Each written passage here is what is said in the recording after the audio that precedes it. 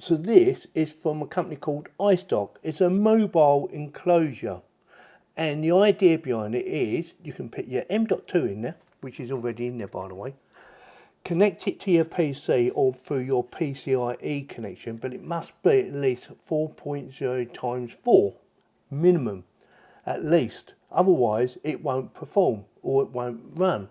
Now, I've already done an unboxing of this. I've also shown you how to install it and how to go into the BIOS setting to change the settings if it doesn't pick it up on Windows, which it didn't for me. So I had to do my BIOS settings. And I showed you it actually working. Now, in this video, I am doing a performance test. I am going to show you, fingers crossed, how fast this can run compared to an M.2 going from M.2 to M.2 on your motherboard. Hopefully it will run just as fast. I don't expect it to go any faster, but it should run as equal or as near to equal as if it was straight on your motherboard. And hopefully she works really well. So let's get on with it and do a performance test on how fast this can actually run, transferring files from here to the PC and back again compared to on your M.2 that's connected straight to your motherboard.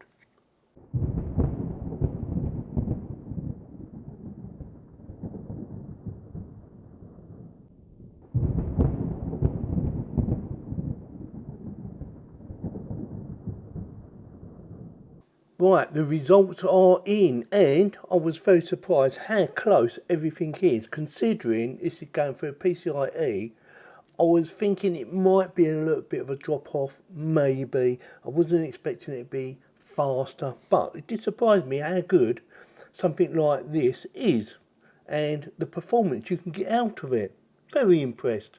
So, the way I've done it, I run two different programs, one called Crystal Disk 64, and I run them on 3 drives: the C drive, the D drive, which is the one that's in here, the M.2 that's in here, and also the E drive. Now all 3 are M.2 drives, but like I said, the D drive is the one that's in here, and the results are very close.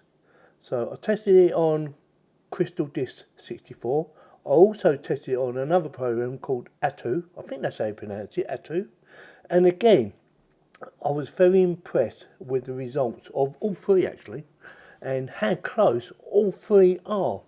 And for the final test, I copied a large folder over, and I copied it from the E drive to the C drive, from the C drive to the E drive, from the E drive to the D drive, and vice versa. You get the point, yeah?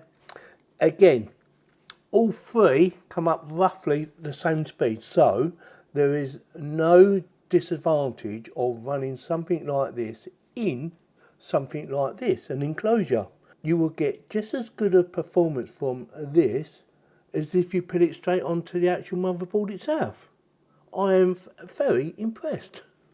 So with that, if you're thinking about buying one of these and you want to watch the original video, I will stick links in the video description so it can take you straight there and you can watch that video. It's a little bit longer, but I do go into a bit more detail, and I do show you how to go into your BIOS and what you need to look out for in your BIOS and change it in case it doesn't work like it did for me. And all it was it was set on auto on the PCI, and I had to put it into manual and set it for 4. And one of them you can set to 5, which is even better. So with that, if you found this video useful, informative in any particular way, consider subscribing, clicking on the bell to get notified, and giving me the thumbs up. Thank you very much for watching.